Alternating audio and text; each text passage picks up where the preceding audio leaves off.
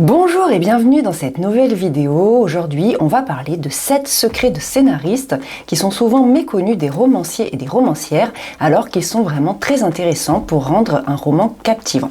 Alors avant de commencer, je vais me présenter brièvement. Moi, je suis Fanny Guéral. Je suis l'auteur de 7 romans et 4 nouvelles publiées dans de grandes maisons d'édition, notamment Albin Michel, Erol, J'ai lu, le livre de poche. Et j'accompagne des auteurs et des autrices pour écrire leurs romans et professionnaliser leur pratique au travers de mes masterclass d'écriture.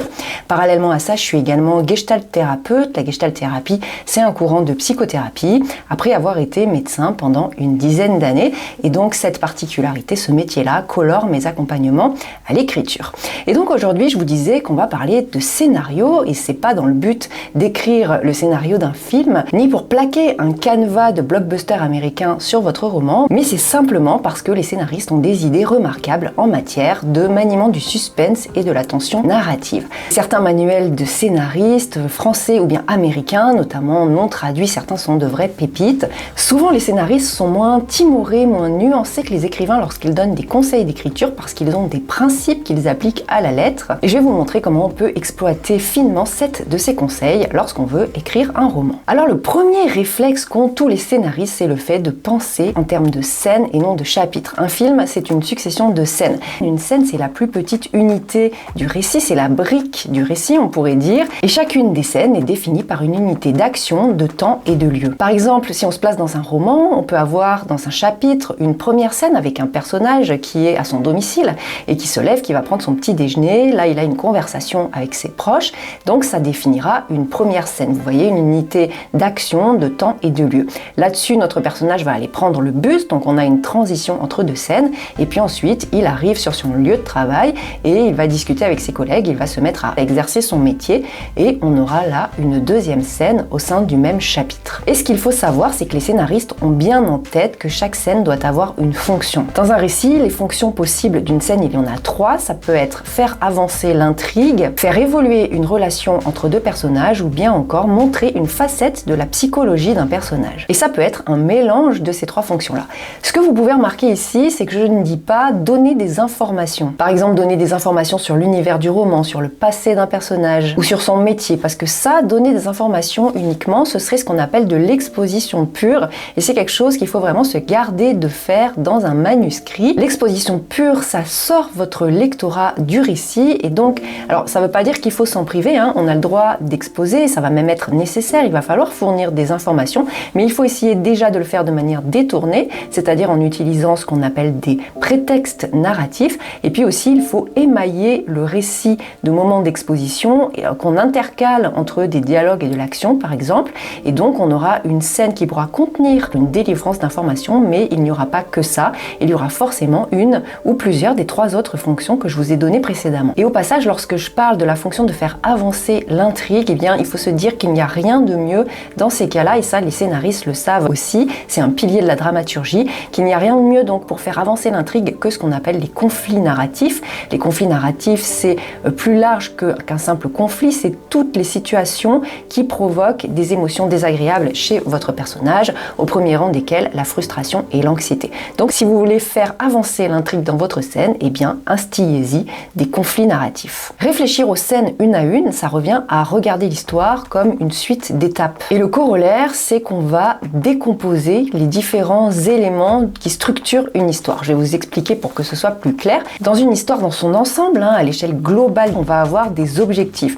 Un objectif qu'on dit externe ou objectif de l'intrigue et qui concerne tous les événements du récit, les péripéties, et puis un objectif interne qu'on appelle aussi l'objectif de l'arc trajectoriel du personnage, c'est-à-dire de sa trajectoire d'évolution psychologique. Je vous donne un exemple, je vais prendre l'un de mes romans, je prendrai dans cette vidéo des exemples plutôt tirés de mes romans parce que je les connais mieux et donc je peux mieux vous les expliquer. Donc l'un de mes romans publié chez Albin Michel, c'est Le début des haricots, et dans Le début des haricots, l'objectif externe, donc l'objectif de l'intrigue, c'est de savoir si mon héroïne, Anna, va aller ou non assister à un congrès de cardiologie dans lequel elle doit intervenir.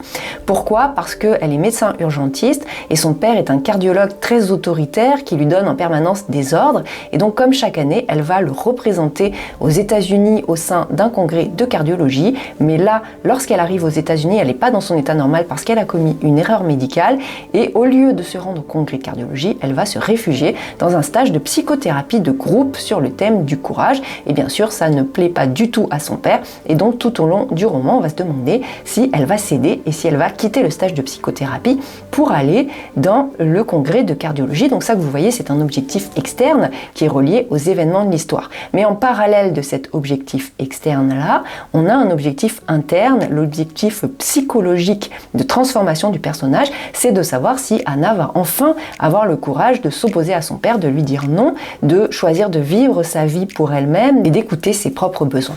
Donc vous voyez, ça, ce sont les objectifs dans un roman à l'échelle générale. On va aussi avoir des enjeux. Les enjeux, c'est ce que le personnage a à perdre ou à gagner dans l'histoire, et les enjeux, ils doivent être majeurs, ils doivent être musclés au maximum dans un roman. Et puis, quand on cumule tout ça, les objectifs internes, externes et les enjeux, eh bien, on obtient la question dramatique centrale de l'histoire. C'est aussi ce qu'on appelle le conflit narratif principal de notre roman, et c'est la question que le lectorat se pose tout au long de l'histoire. Est-ce qu'Anna va s'affirmer et est-ce qu'elle va refuser d'aller au congrès de cardiologie? Je peux prendre un autre exemple ici, celui de Hunger Games. Eh bien, dans le premier tome, la question dramatique centrale, c'est est-ce que Katniss va réussir à survivre aux Hunger Games sans perdre son humanité? Donc, sachant cela, quand on se met à penser en termes de scène, on va faire en sorte de décomposer chacun des objectifs externes et internes et les enjeux également, ainsi que la question dramatique centrale.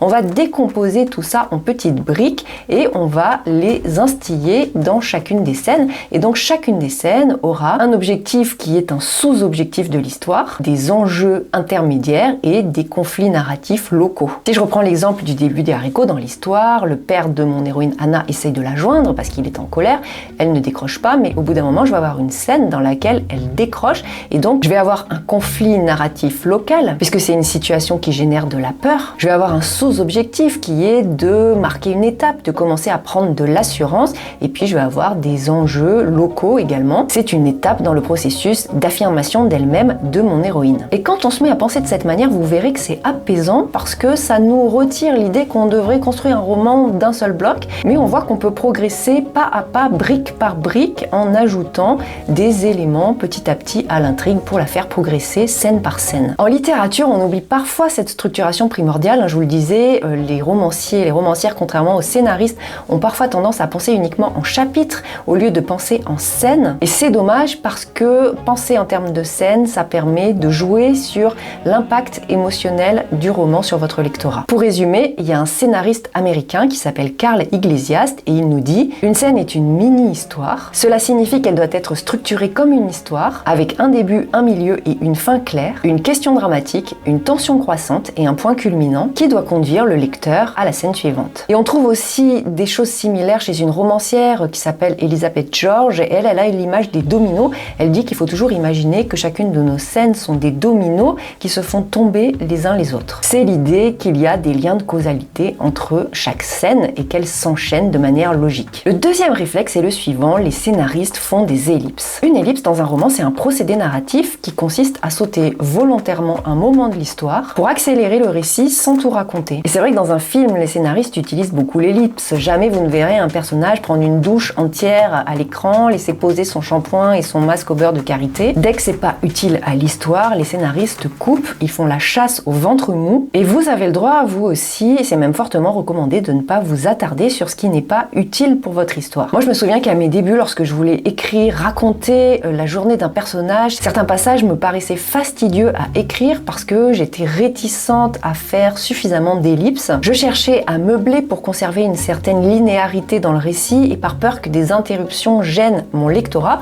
sans me rendre compte qu'en réalité c'est l'inverse qui se produit. Le fait de meubler, ça préserve pas le rythme, ça le casse. Et avec le temps, j'ai appris à abréger et à me dire que des ellipses concises sont tout à fait bienvenues dans un manuscrit. C'est vraiment ce que je vous conseille de faire également. Je vous donne un exemple dans l'un de mes romans intitulé La journée de l'amour et de la lessive. Je fais une ellipse pour l'un de mes personnages, Lucien. Lors d'une après-midi, je dis: l'après-midi s'écoule avec une lenteur infinie, j'erre dans la maison sans but, j'observe les murs, le mobilier, etc. Donc vous voyez que le personnage erre dans la maison, l'après-midi se passe ainsi en une phrase et on se retrouve immédiatement dans la soirée. À l'extrême, si on a envie de faire des ellipses très souvent pour donner du rythme au récit, on peut même utiliser le procédé du journal de bord. Moi, c'est quelque chose que j'ai utilisé dans mon roman plus que toute autre chose. Je vous montre un petit extrait ici. Donc je mets des les horaires, ça me permet de sauter d'une scène à l'autre sans avoir besoin d'ajouter une phrase d'ellipse. Ça fait une ellipse de manière automatique. Et vous voyez ici que je passe d'un dialogue à une scène qui commence par intermède piscicole. Troisième réflexe qui est extrêmement important, les scénaristes sont obnubilés par le début et la fin de leur scène. Ça, c'est un élément qu'ils ne perdent jamais de vue. Ils se posent systématiquement la question du bon moment pour commencer et pour finir une scène. Alors l'adage que vous entendrez chez tous les scénaristes, c'est entrez tard et sortez tôt. Et ça, quand on est écrivain, quand on est romancier, on a vraiment tout à gagner à l'intégrer et à essayer de l'appliquer au maximum. Ça donne beaucoup de rythme au récit. Si vous savez pas bien comment entrer tard, ce que vous pouvez faire, c'est écrire la scène telle qu'elle vous vient et puis ensuite la reprendre et supprimer tout ce que vous pouvez supprimer au début de manière à vous trouver plongé immédiatement dans le cœur de la scène. Ça peut même être immédiatement au cœur d'un dialogue. Et les informations d'exposition viendront plus tard. On n'est pas obligé de dire tout de suite à quel endroit on se trouve, qui sont les personnages en présence. On peut le montrer petit à petit. C'est ce que je vous disais à propos de l'exposition pure. Dans mon roman Le début des haricots, le premier chapitre commence par un dialogue. C'est la nièce de mon héroïne qui lui dit « Moi je les adore, tes frites Anna ». Et puis on la voit qui presse le tube de sauce tomate et qui dessine une tête de monstre dans son assiette. Donc vous voyez que je ne commence pas en expliquant « Nous étions dans la cuisine, nous sommes attablés dans la cuisine, j'ai préparé des frites, ma nièce est là, quel âge elle a, etc. » Je ne donne pas d'informations, je commence la scène le plus tard possible. Et sortir tôt, ça signifie sortir au moment où la tension dramatique est à son maximum, au moment où on est à l'acmé des conflits narratifs, on sort sans rien résoudre. Au maximum, ça s'appelle un cliffhanger, qui signifie accrocher à la falaise, c'est-à-dire qu'on laisse notre lectorat sur quelque chose qui le tient complètement en haleine, comme s'il était suspendu au beau milieu d'une falaise. Dans mon roman Psy, Jeune et Randonnée, j'ai fait ça dans l'un des chapitres où mon héroïne rallume son téléphone au petit matin et elle voit que pendant la nuit, elle a reçu des coups de fil des urgences et elle termine le chapitre, la scène, en disant « Il est arrivé quelque chose à maman ». Mais on peut faire ça de manière plus subtile, plus nuancée, pas forcément en suspendant notre lectorat au beau milieu d'une falaise. Je peux vous montrer l'exemple de La nuit au cœur de Natasha Apana, où elle explique qu'elle va commencer par parler d'une femme qui est en train de courir dans la nuit et puis elle dit que cette femme, c'est elle, et elle s'arrête là, elle ne développe pas, donc vous voyez que ça nous laisse un élément en suspens. Ce dont il faut se rendre compte ici, c'est que naturellement, on a souvent tendance à vouloir boucler les choses. C'est vraiment une tendance humaine. Si je reprends mon exemple de Psy, Jeune et Randonnée avec mon héroïne qui se rend compte au petit matin qu'elle a un message sur son répondeur des urgences et qui pense « il est arrivé quelque chose à maman », je pourrais avoir tendance à vouloir poursuivre ma scène et à rajouter le moment où elle écoute son répondeur, où on apprend ce que lui dit le médecin, ce qui est arrivé à sa mère effectivement. Ensuite, on pourrait la voir prendre ses clés de voiture, prendre sa voiture et partir voir sa mère aux urgences. Et si je faisais ça, eh bien je bouclerais quelque chose, je clôturerais ma scène au lieu de sortir au moment où la tension narrative est à son maximum. Donc ça nous amène à un exercice qu'on peut faire de la même façon que je vous ai dit que vous pouvez écrire votre scène et couper le début, vous pouvez faire la même chose à la fin. Vous reprenez vos chapitres, votre manuscrit et vous regardez s'il y a des moments où vous avez trop bouclé, trop clôturé votre scène et si vous ne pourriez pas la couper un petit peu plus tôt de manière à sortir en laissant votre lectorat avec des éléments en suspens. Quatrième réflexe, les scénaristes n'ont pas peur de maltraiter beaucoup leurs personnages. Et ça, alors même qu'ils les aiment sincèrement. Et j'ai l'impression que pour les écrivains, c'est souvent un petit peu plus difficile. Alors j'ai pas mené une étude randomisée en double aveugle pour confirmer mon hypothèse, mais j'ai l'impression qu'en tant qu'écrivain, on cultive un lien peut-être encore plus intime que les scénaristes avec nos personnages. On a un accès sans limite à leur intériorité, beaucoup plus que ce que l'image seule permet. Il n'y a pas trop de travail collaboratif comme sur un film. Et donc, étant très imbibé de nos personnages, très attachés à eux, on peut les aimer profondément et renacler à poser des obstacles suffisants sur leur chemin. Il y a un scénariste français qui s'appelle Yves Lavandier et il dit à propos des auteurs qui ont du mal à maltraiter leur personnage principal, ils ne réalisent pas que le meilleur moyen de faire partager aux spectateurs l'amour et l'intérêt qu'ils éprouvent pour leurs protagonistes, c'est précisément de ne pas les ménager, de se moquer d'eux dans le cas d'une comédie et de les frapper lorsqu'ils sont à terre. Et ça rejoint quelque chose de très important à garder en tête quand on écrit un roman, c'est l'idée que ce qui crée de l'identification et de l'intérêt, c'est pas seulement les qualités, c'est pas seulement un héros qui soit beau, parfait, merveilleux, mais ce sont aussi les failles, les défauts, les problèmes. Et donc, même si vous aimez profondément vos personnages, il ne faut pas hésiter à les maltraiter, à les jeter dans des gouffres profonds, mais tout en les aimant et tout en les comprenant pour ne pas sombrer non plus dans un sadisme gratuit qui créerait un malaise chez votre lectorat. Et ça nous mène au point suivant, c'est le fait que les scénaristes font pire. C'est une constante dans tous les manuels de scénario, les scénaristes demandent comment faire pire. Comment puis-je aggraver les choses? C'est l'idée de poser des obstacles suffisamment conséquents en travers du chemin de notre personnage, de manière à faire croître la tension narrative. En matière de scénario, on dit souvent que les obstacles doivent être insurmontables, infranchissables, mais qu'en même temps, on doit laisser une toute petite porte de sortie. Parce que s'il n'y a aucun espoir, alors on n'a plus de raison de poursuivre la lecture. Mais cette porte de sortie, elle doit vraiment être toute petite. Le scénariste américain Michael Schiffer dit par exemple, si une section est très plate, l'une des choses qu'un écrivain peut se demander est, c'est trop facile pour eux, qu'est-ce qui pourrait arriver pour rendre cela absolument difficile, angoissant, douloureux, impossible. Le 6e réflexe de scénariste que je vous conseille très fortement d'intégrer à votre processus d'écriture, c'est l'idée qu'il n'y a pas de protagoniste épais sans un antagoniste fort. Les scénaristes savent qu'un protagoniste bien construit, c'est-à-dire un héros ou une héroïne, eh bien ça ne suffit pas. Il est essentiel de soigner tout autant la conception du personnage antagoniste principal. Parce que la clé de l'intensité d'un récit n'est pas à chercher du côté du protagoniste, elle est à chercher du côté de l'antagoniste. Un personnage antagoniste, qu'est-ce que c'est? C'est un personnage qui met des bâtons dans les roues de votre protagoniste, qui pose des obstacles sur son chemin. Et c'est pas forcément un méchant au sens littéral du terme, hein. Moi dans mes romans par exemple, j'ai beaucoup d'antagonistes principaux qui sont des parents, comme dans le début des haricots. Et les parents sont pleins de bonnes intentions pour leurs enfants, mais ce faisant, ils entravent parfois leurs besoins de transformation psychologique. Comme on dit, l'enfer est pavé de bonnes intentions. Donc l'antagoniste, c'est l'incarnation concrète de l'obstacle. Ça peut se jouer sur le plan de l'intrigue, mais moi je pense qu'il faut surtout le penser par rapport à l'arc trajectoriel du personnage, c'est-à-dire sa trajectoire d'évolution psychologique. L'antagoniste n'est pas seulement celui qui s'oppose aux événements de l'intrigue, mais c'est aussi celui qui empêche le personnage de changer. Je pourrais inventer un exemple, si j'entends dans un roman une héroïne qui veut mener à bien un projet immobilier et qu'elle a un oncle qui est l'antagoniste principal et qui s'oppose à ce projet,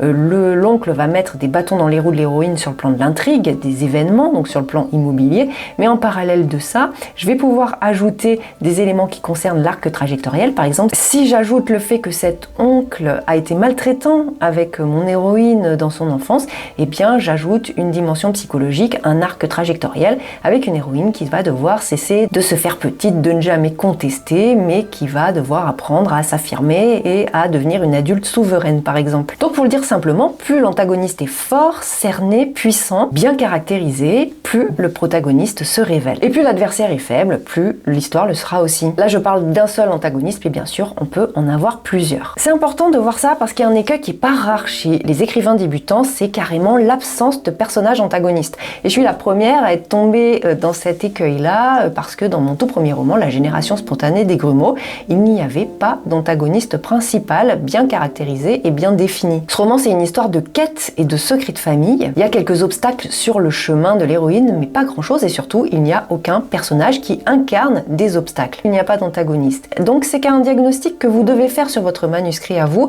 Moi, c'est une chose que j'ai vue régulièrement en accompagnement individuel avec des auteurs, notamment dans les histoires de quêtes, de secrets, même de conflits familiaux, d'histoires familiales. On peut avoir des manuscrits dans lesquels on n'a pas un antagoniste bien cerné, on n'a pas un antagoniste principal qui incarne les obstacles et du coup le récit perd énormément en puissance. C'est pas forcément un être humain cet antagoniste, hein. Ça peut être une structure, une firme, un gouvernement, ça peut être de la magie, mais l'important c'est qu'il y ait quelque chose qui condense les obstacles en travers du chemin. 7e et dernier réflexe de scénariste, c'est le fait que le climax est la réponse à la question initiale. Alors dans un roman, classiquement, au tout début, ce qui lance le conflit narratif principal, ce qui lance l'histoire, c'est ce qu'on appelle l'élément perturbateur ou événement déclencheur qui se produit vers 10 à 15% du récit. C'est un événement qui bouleverse la vie du personnage principal et qui le force à aller vers un chemin de transformation et qui met au premier plan la question dramatique centrale de l'histoire. Je vous donne un exemple dans mon roman Psy, jeûne et randonnée.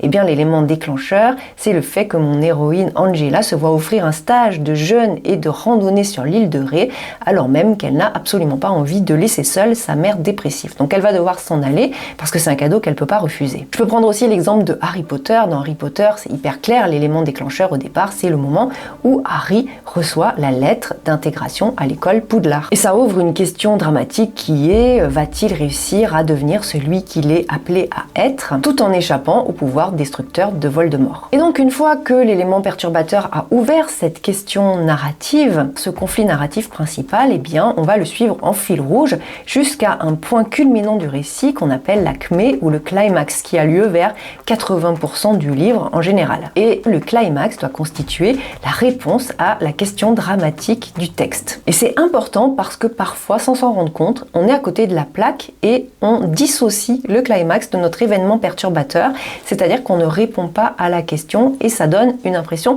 de cheveux sous la soupe. Alors je vais vous donner deux exemples. Le premier, c'est un exemple de climax construit en parallèle avec l'événement perturbateur. C'est dans l'un de mes romans, La journée de l'amour et la lessive. Au début du roman, l'élément déclencheur, c'est le fait que mon personnage principal, Lucien, trouve un billet d'avion aller simple dans les affaires de sa femme, alors même que son couple bat de l'aile. Et donc la question dramatique principale qui s'ouvre à ce moment-là, c'est est-ce qu'ils vont parvenir à se parler pour éviter une catastrophe. Et j'ai fait en sorte que le climax apporte la réponse à cette question. Donc on a deux pôles, événements perturbateurs et climax, qui se répondent. On pourrait dire aussi que le début et la fin dialoguent. Et le deuxième exemple, à l'inverse, c'est un exemple que donne la scénariste américaine Dara Marks. Elle parle du film Million Dollar Baby de Clint Eastwood en expliquant qu'on a un décalage entre l'événement perturbateur et la question dramatique principale du film et le climax. Ce qu'elle explique, c'est que tout au long du film, le thème principal, la question dramatique, est relié à l'idée du courage et de l'engagement que nécessite le fait de devenir un gagnant. L'élément perturbateur ouvre cette question-là, ensuite elle est développée tout au long du film, et quand on arrive au moment du climax, et bien d'un coup, on n'est plus du tout au même endroit, et le scénario se met à parler d'euthanasie, et Dara Marks explique que les critiques qu'il y a pu avoir sur ce film sont reliées à cette dissonance entre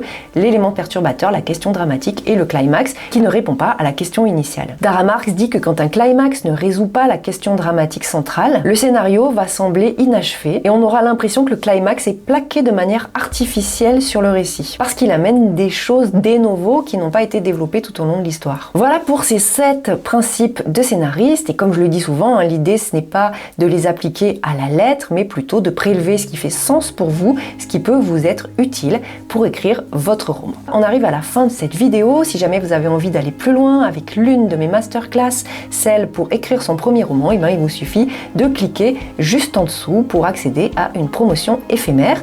Je vous souhaite le meilleur avec votre projet de roman et puis je vous dis à bientôt pour une prochaine vidéo.